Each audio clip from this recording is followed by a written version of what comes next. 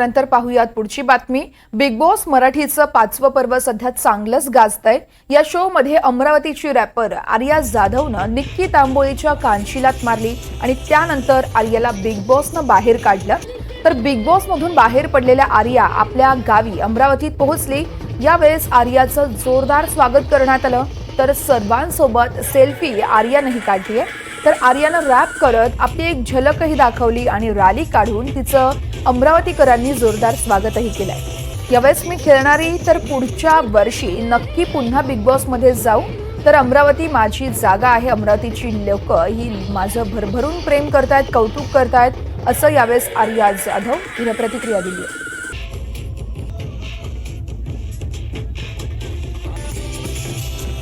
छान वाटतंय। अमरावती माझी जागा आहे, अमरावतीचे लोक माझे लोक आहे आणि मला माहिती नव्हतं की इकडे आल्यावर हे सगळं होणार आहे। मला फक्त वाटलं होतं की यार मी बोलवते तुम्ही याल, पण तुम्ही ज्या प्रकारे मला प्रेम दिलं, मला देत आहेत, त्यांनी माझं मन भरून आलंय। थँक्यू सो मच सगळ्यांना आणि थँक्यू सो मच अमरावतीकरांना स्पेशली, कारण तुमच्यामुळे हे आता एक वेगळी स्पेशल मोमेंट झाली आहे माझं। नेमकं काय झालं होतं बिग बॉस मध्ये निष्कासित केलं तुम्हाला, काय झालं होतं नेमकं?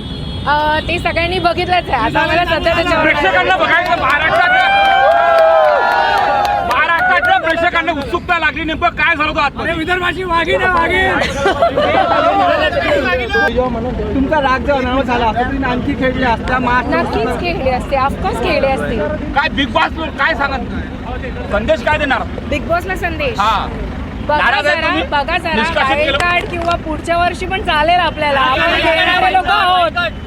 खेळणारे लोक आहोत, तुम्ही मला वाईल्ड कार्ड पाहिजे का तुम्हाला? आन्सर आहे तुमच्या समोरच।